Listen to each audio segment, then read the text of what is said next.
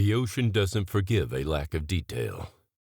At 20:50 hours on November 28, 1944, the radar operator aboard the USS Archerfish didn't see a ship.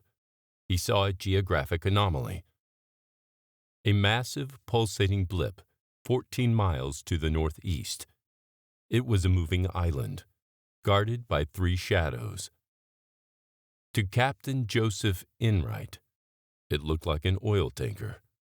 To the Imperial Japanese Navy, it was the Shinano, the most secret, most massive aircraft carrier ever conceived. It was 71,000 tons of steel, a converted Yamato-class battleship designed to be an unsinkable floating airbase. It was the largest warship ever built at that point in history. Yet, it was being hunted by a 1,500-ton cylinder of steel, with a captain who was looking for redemption. The Shinano was supposed to be the fortress that restored an empire. Instead, it was a forensic disaster waiting for a trigger. It was a ship commissioned by flags and music, but held together by unsealed cable holes and missing doors. This isn't a story of a lucky shot. This is a forensic autopsy of how the largest warship in the world was undone by the smallest of cracks. This is the account of the Archerfish versus the Shinano, a battle where the arithmetic of haste proved more lethal than the torpedoes themselves. The Shinano was born from a desperate, high-stakes pivot in naval doctrine. She was originally laid down as the 3rd Yamato-class super battleship.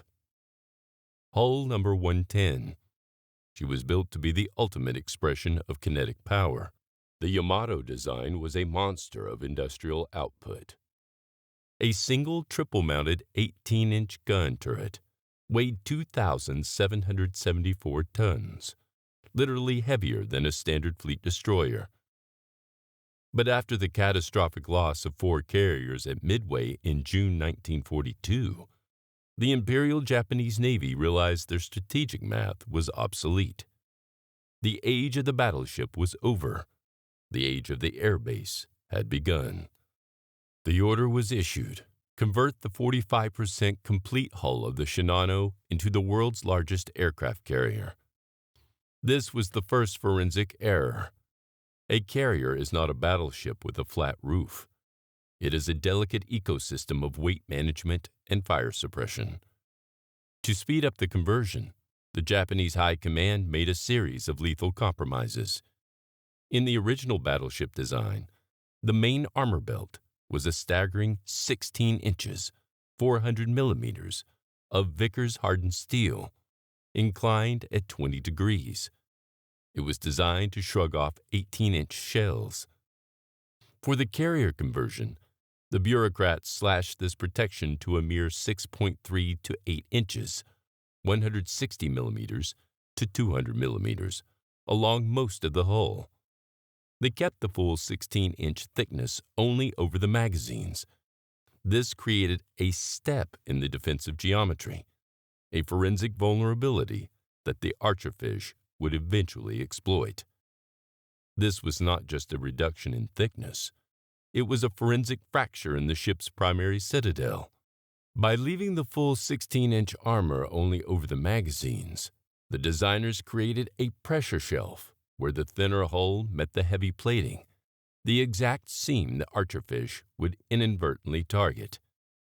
The designers also added a 75-millimeter 3-inch armored flight deck. It was a massive slab of steel designed to resist a 1,000-pound, 500-kilogram bomb. But this armor was placed at the very top of the ship, hundreds of feet above the waterline. This decision shifted the ship's metacentric height and center of gravity dangerously high. The Shinano was now a heavyweight boxer with a steel helmet and a glass jaw, prone to rolling if her lower hull was compromised. By November 1944, the American B-29s were already over Tokyo. On November 24, the first major raid hit the capital. The shipyard at Yokosuka was no longer a sanctuary. The Naval Ministry was in a panic. They feared a single air raid would destroy their 71,000-ton secret weapon before she ever fired a shot. High Command issued a ready or not directive. The Shinano must sail 300 miles south to the inland sea for final fitting out at Kuri. Captain Toshio Abe protested. He knew the ship was a forensic shell. "The ship is not ready for sea," he reportedly warned. His list of deficiencies was a catalog of doom. Most of the watertight doors had not yet been fitted with their rubber gaskets. Without these seals, a watertight door is just a heavy piece of metal that slows down the ocean, but doesn't stop it. Even more critical were the cable conduits. To speed up electrical installation, shipyard workers had bored hundreds of holes through the primary watertight bulkheads to run wiring and piping. In a finished ship, these holes are sealed with watertight packing, caulking. On the Shinano, they were left wide open. The ship's internal structure was effectively a 71,000-ton sieve. The fire mains were inoperable. The main pumps hadn't been tested under pressure. The crew of 2,400 consisted largely of green recruits and civilians who had never performed a damage control drill. But the bureaucracy of a crumbling empire does not listen to engineers. It listens to clocks. The Shinano was commissioned on November 19, 1944. Flags were raised. Music was played. On paper, she was the pride of the fleet. In reality, she was a 71,000-ton structural disaster fleeing a deadline. As she slipped her moorings at 1800 on November 28, she wasn't just carrying sailors. She was carrying 300 shipyard workers, still frantically welding bulkheads while the ship was in motion. They were still painting the hangar deck when the Archerfish's radar picked up their signal.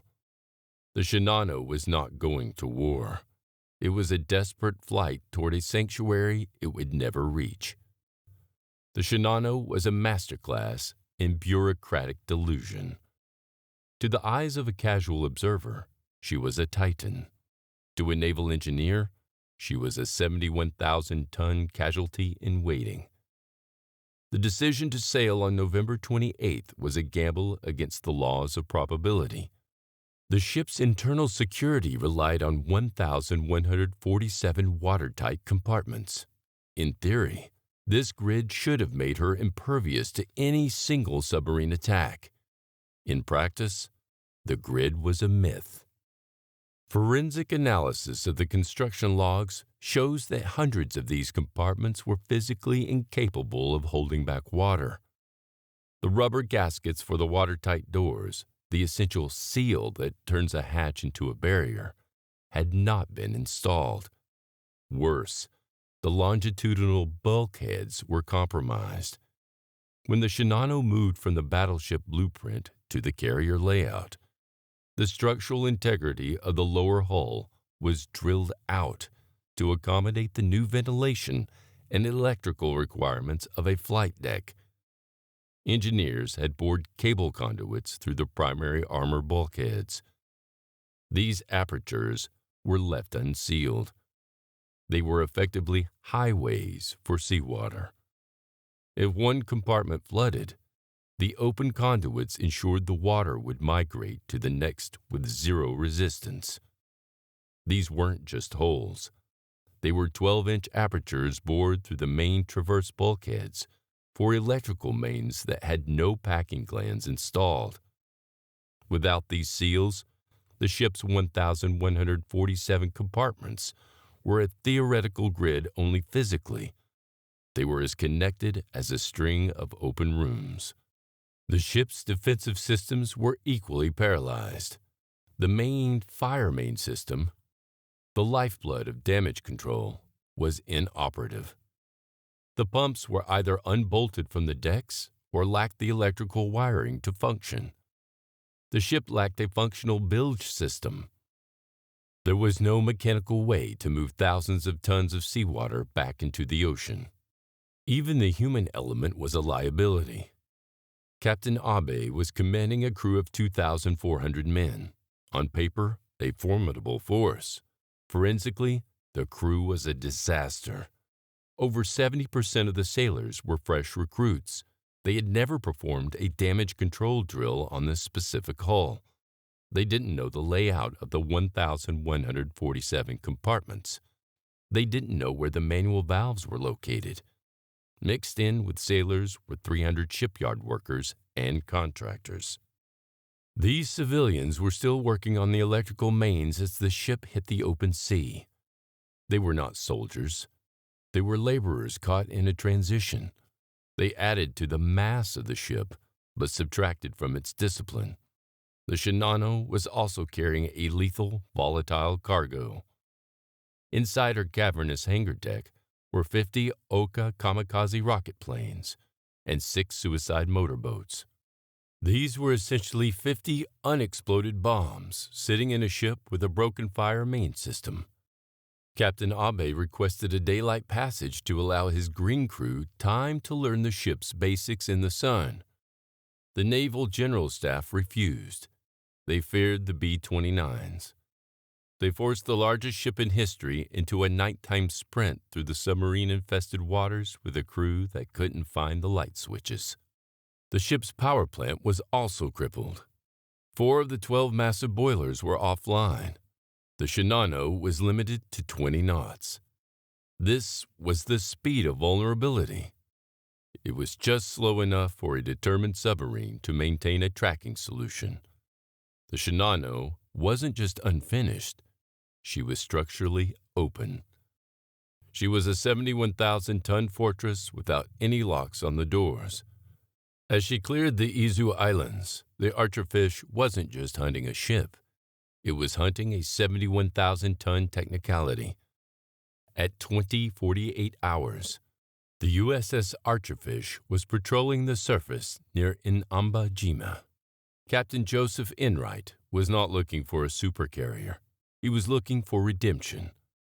A year earlier, Enright had requested to be relieved of command after a failed patrol. He was a man obsessed with tactical precision and the fear of a second failure.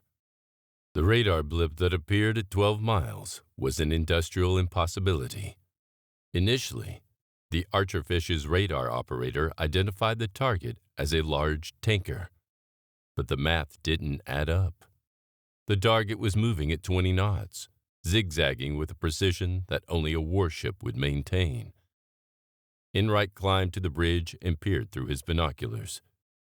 Under the glow of a nearly full moon, the tanker revealed a massive, flat silhouette. It was an aircraft carrier of staggering proportions. The chase that followed was a forensic duel of endurance. The Shinano was moving at 20 knots. The Archerfish's top surface speed, with all 4 diesel engines screaming at the red line, was 18 knots. Under normal circumstances, the Shinano should have vanished over the horizon within the hour. But Captain Abe, fearing a wolf pack of American submarines, was following a rigid zigzag protocol. This was the Luftwaffe-level blunder of the Imperial Japanese Navy. By zigzagging, the Shinano was traveling a greater distance over ground than the Archerfish, which was running a straight intercept line. The geometric inefficiency of the zigzag allowed the slower submarine to stay in the race. At 22:45, the destroyer Isokaze sighted the Archerfish on the surface. She broke formation and surged toward the submarine, her 5-inch guns ready to erase the threat. Captain Abe made a fatal, high-stakes command decision. He signaled the Isokaze to return to formation. Abe was a victim of his own intelligence reports. He believed the Archerfish was a decoy, a lure designed to draw away his escorts so a larger submarine pack could strike from the other side. He prioritized the safety of the formation over the destruction of the contact. Abe's decision was governed by a false tactical premise. He calculated that no single submarine could maintain 18 knots in a head-on sea for 5 hours, failing to realize the Archerfish was operating with its diesel intake valves wide open and its engines running at 110% of the rated capacity. For the next 5 hours, the Archerfish remained on the surface, pushing its engines to a point of mechanical failure. The temperature in the submarine's engine room soared. The vibration was so intense, it threatened to shake the hull apart. But at 23:22, the arithmetic of fate shifted in Enright's favor. One of the Shinano's propeller shafts began to overheat. The massive friction generated by the 71,000-ton hull began to melt the bearings on the main shaft. Captain Abe was forced to reduce speed to 18 knots. The speed gap was closed. The Archerfish was no longer being left behind. It was now pulling ahead very slowly. Enright was now in a mad race for a firing position. He didn't just need to see the ship. He needed to get ahead of the beam, the optimal 90-degree angle for a torpedo strike.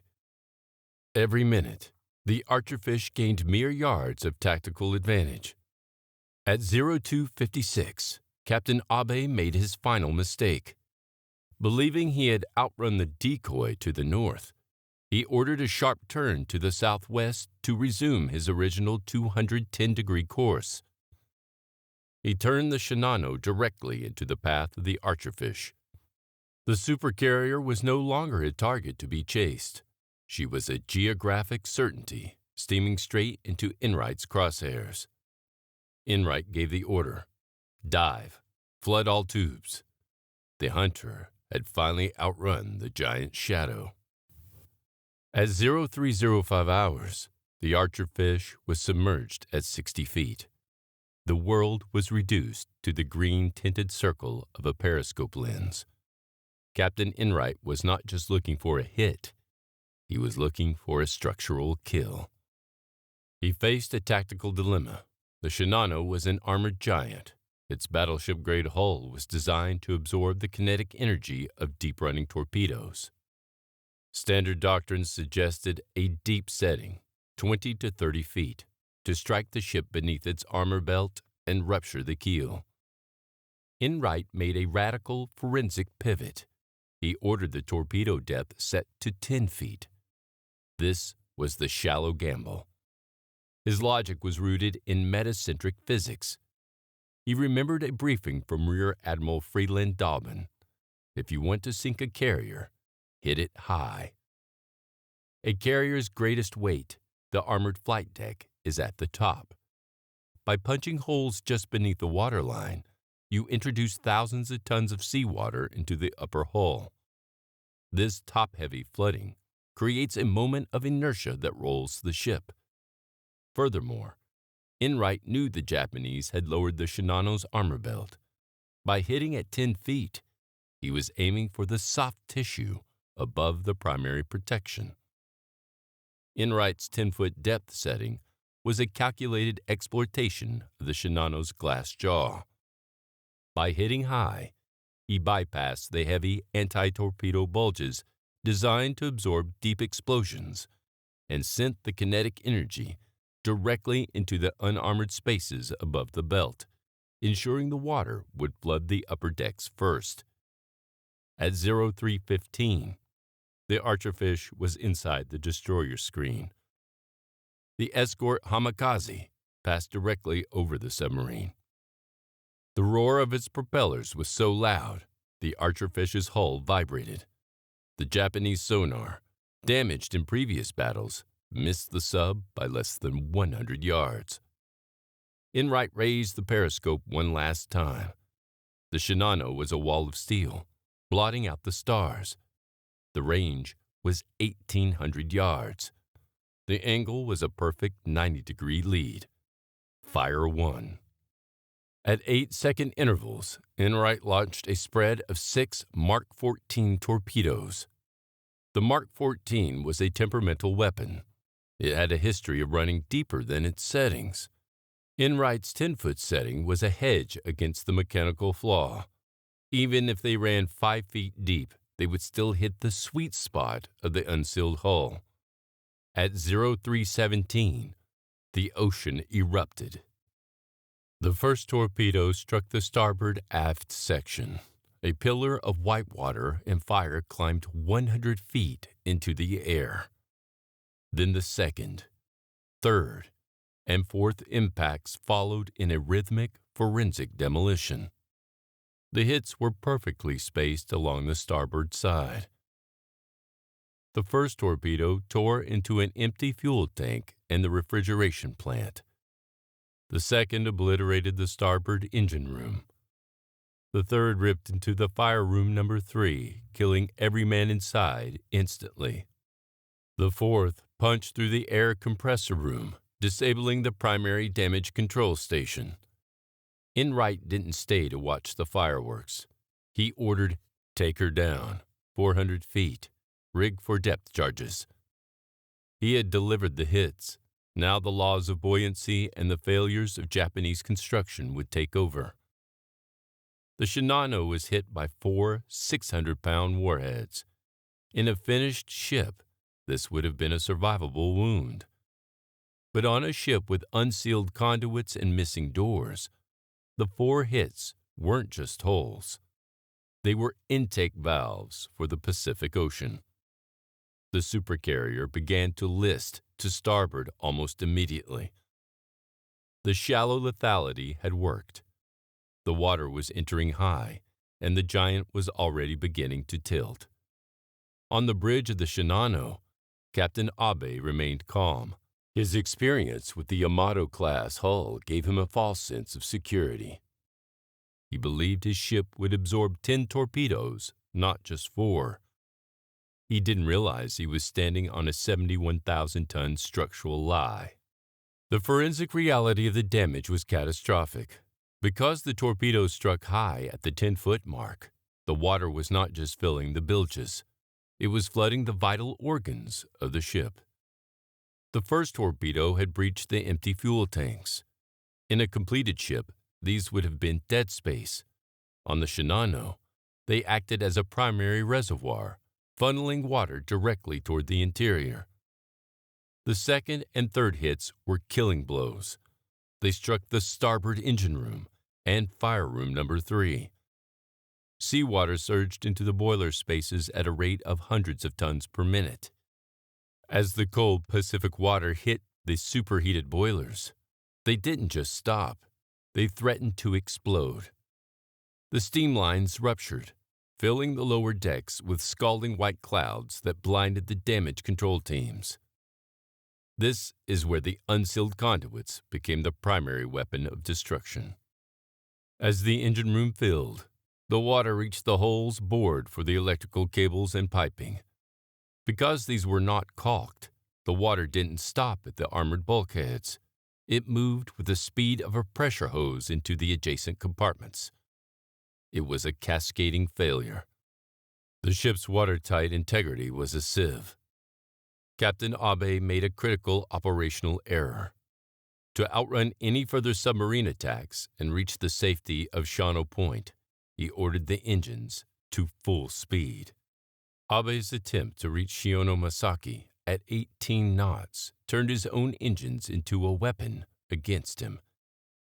This ram pressure effect meant that for every minute the ship moved forward, an additional 50 tons of seawater was forced through the 40-foot gashes in the hull, far outstripping the capacity of the auxiliary pumps. By 0500, the list had reached 10 degrees. Damage control was now a physical impossibility. The green crew was paralyzed by the geometry of a dying ship. On a 10-degree incline, moving heavy timbers for shoring or carrying portable pumps becomes an agonizing struggle. The sailors were slipping on oil-slicked decks, unable to find the manual valves in the dark, steam-filled passages. The civilian shipyard workers, realizing the ship was doomed, abandoned their posts and surged toward the flight deck, blocking the paths of the damage control teams. It was a logistical riot. At 0600, the freshwater system failed. Without fresh water to feed the boilers, the remaining engines began to seize. The Shinano's speed dropped to 10 knots, then 5. Then she stopped. The ship was now a deadweight, listing 13 degrees and continuing to tilt. The ocean was now entering through the ventilation ducts and the lower portholes that had been left open for the workers' comfort. It was a scene of industrial futility. The 2,000-ton destroyers strained against the 71,000-ton carcass of the carrier. The tow cables, unable to handle the tension of a waterlogged supercarrier, snapped with the sound of rifle shots, whipping back and killing sailors on the destroyer's decks. The Shinano was no longer a ship. It was a geological event, a massive displacement of water that the Imperial Japanese Navy could no longer control. The arithmetic of haste had reached its final equation. The largest ship in the world was being pulled down by its own unfinished bulkheads. The fortress was gone. By 0900 hours, the Shinano was no longer a warship. It was a 71,000-ton drowning hazard. The list had reached 20 degrees. On a vessel the size of 3 football fields, a 20-degree incline is a catastrophic environmental shift. The hangar deck, a cavernous space designed to house 160 aircraft, became a sliding gallery of death. The Oka kamikaze rocket planes had not been properly lashed down due to the haste of departure. They began to break their moorings. These 4,700-pound missiles on wheels accelerated across the deck with the momentum of a freight train. They crushed sailors against the bulkheads and ruptured fuel lines. The human factor became the final, fatal variable in the sinking. The crew was a fractured demographic. It consisted of 700 veteran sailors, 1,700 raw recruits, and 300 civilian laborers, including conscripted Korean workers. Forensically, the command structure collapsed because of a linguistic and technical void. When Captain Abe issued orders for counterflooding, the civilian workers, who did not understand the naval dialect of damage control, panicked. They saw water being intentionally let into the ship. They assumed it was sabotage or a final breach of the hull. The laborers surged upward, clogging the narrow companionways and ladders. They met the damage control teams coming down. In the cramped, lightless corridors, a logistical riot broke out. Men fought for space on the ladders while the list made the walls become floors. Captain Abe's order to counterflood was a textbook maneuver, but it was executed with a terminal lack of timing. By flooding the portside boiler rooms, he intended to use seawater as a counterweight, but the arithmetic of buoyancy was already against him. Because the starboard side was already open via the unsealed conduits, the counterflood water simply added to the total displacement. The Shinano didn't level out. She just sat lower in the water, losing her reserve buoyancy. The freeboard, the distance between the waterline and the deck, vanished. The ocean began to pour into the main hangar deck openings and ventilation trunks. At 10:57 a.m., exactly 16 hours and 57 minutes after clearing the harbor, the Shinano lost the battle against its own displacement. The suction created by the 71,000 tons of descending steel was immense. It pulled lifeboats and swimmers down into the dead zone created by the collapsing flight deck. The forensic physics of the plunge were violent. As the massive hangar deck imploded, Air pockets trapped inside, compressed and then erupted, striking survivors in the water with the force of an explosion. Of the 2,515 people on board, 1,435 perished. The largest warship in history had lasted less than 17 hours on the open sea. She wasn't defeated by a superior fleet. She was defeated by 4 shallow hits and an internal architecture of unsealed holes. On December 15, 1944, the USS Archerfish returned to Guam with a claim that defied the U.S. Navy's entire forensic database. Captain Joseph Enright reported sinking a 70,000-ton aircraft carrier. Intelligence officers at ComSubPac, Commander Submarine Force U.S. Pacific Fleet, dismissed the report as a gross identification error. Their red books, the master list of Japanese naval assets, were absolute. According to their data, the Imperial Japanese Navy did not have a carrier of that scale in Tokyo Bay. The U.S. Navy was a victim of intelligence lag. They believed Enright had likely hit a modified cruiser or a large oil tanker. They categorized the report as a periscope hallucination. To the bureaucrats, the math didn't add up. They estimated Japan's total carrier capacity was already accounted for in the losses at Midway and Leyte Gulf. But Enright had utilized a forensic tracking methodology during the 6-hour pursuit. He handed over a periscope sketch, a detailed silhouette drawn under the pressure of the 210-degree gamble. The sketch showed a rounded bow, a massive ventral bulge, and a flight deck that lacked the stepped island of a Shokaku-class carrier. The forensic smoking gun was the rounded, bulbous bow in Enright's sketch. This was a signature feature of the Yamato-class hull, a secret Japanese hydrodynamic technology that proved this was no tanker. It was the moment naval intelligence realized the Japanese had successfully hidden an entire class of supercarrier from the Western world. The deadlock was broken by FRUPAC, Fleet Radio Unit Pacific, the codebreakers. They intercepted a Priority 1 Japanese transmission confirming the loss of a large secret vessel and ordering an immediate information blackout. In Japan, the aftermath was a forensic erasure. The Imperial Japanese Navy attempted to delete the Shinano from history to preserve the myth of their unsinkable naval power. The 1,080 survivors were treated as biological leaks. They were moved under armed guard to a remote barracks near Curie and placed under forced quarantine. Their mail was intercepted. Their names were removed from the Naval Registry. They were forbidden from contacting their families, who were left to believe their sons were still at sea. The High Command's logic was a desperate, inverted math. If the public didn't know the Shinano existed, they wouldn't have to explain her 17-hour lifespan.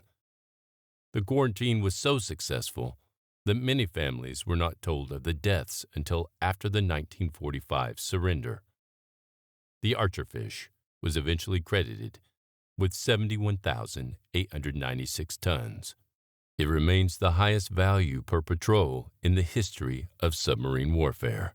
The intelligence scandal proved that the Shinano was a ghost ship in life and a secret in death. The arithmetic of haste had claimed its final victim, the truth. The ocean doesn't forgive a lack of detail. The sinking of the Shinano was not a tragedy of bad luck. It was a mathematical certainty created by the pressure of a crumbling empire. The battle between the Archerfish and the Shinano was the ultimate clash of two philosophies. On one side, the American model, tactical persistence and technical precision. On the other, the Japanese model, haste, secrecy, and bureaucratic delusion. The numbers are the final cold verdict. 6 torpedoes launched, 4 shallow hits, 71,000 tons of steel, 17 hours of life. The Shinano was built by a clock, not a craftsman. She was a ship of unsealed holes, sent into the dark by men who value deadlines more than displacement. She remains a haunting reminder that in the forensic reality of war, the smallest crack can undo the largest promise. The billionaire's nod, the CEO's handshake, the artist's glance. A language spoken without a single word, understood only by those who matter. Your understanding of history is your dialect. If this autopsy of Japan's largest failure was compelling, acknowledge the data by liking this video. Your support is the raw material that keeps this channel running. Subscribe for more stories of strategic brilliance and industrial might. Leave a comment below. What was the more fatal error? The unsealed cable conduits or the refusal to launch an abandoned ship order? Thank you for watching, and thank you for demanding the whole story.